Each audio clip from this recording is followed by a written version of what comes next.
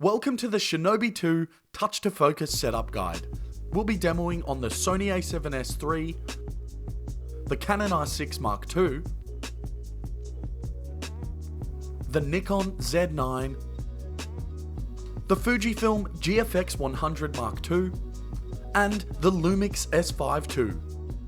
Check atomos.com/camera-control for a regularly updated list of cameras supporting USB camera control and touch to focus. Let's get into the initial setup. Firstly, configure your relevant autofocus settings on both your lenses and cameras, and ensure they're on the latest firmware. And then connect the camera to the Atomos device via USB-C. You may be asked to select a USB connect mode, in which case you should choose remote tethering.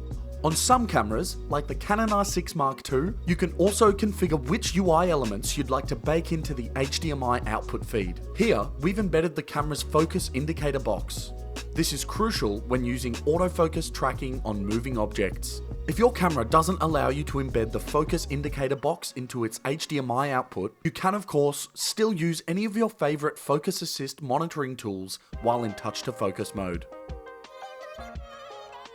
Here's how you can turn on touch to focus. We'll be demonstrating on the Nikon Z9.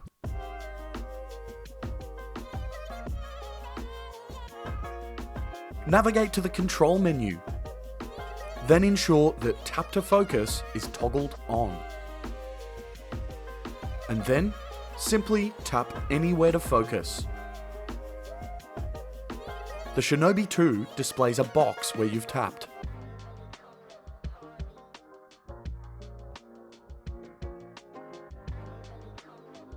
And now, here's the new photo mode. We'll be demonstrating on the Fujifilm GFX100 Mark II. Once you've connected the camera, move to stills mode on the camera. Then, navigate to the control menu and swap the trigger mode from video to photo. Simply tap to focus, and now you can also tap to activate the shutter. And here's how you configure EL Zone. To enable EL Zone, you first need to match your camera's gamma and gamut. This varies from camera to camera. We'll be demonstrating on the Sony a7S III. So, we're telling the Shinobi that we're receiving S-Log3 and S-Gamut3 Cine. Entering the correct parameters is crucial for accurate mapping of the exposure stops in the EL Zone. Then, tap to enable false color, then toggle to enable RE false color, and toggle it again to enable EL Zone.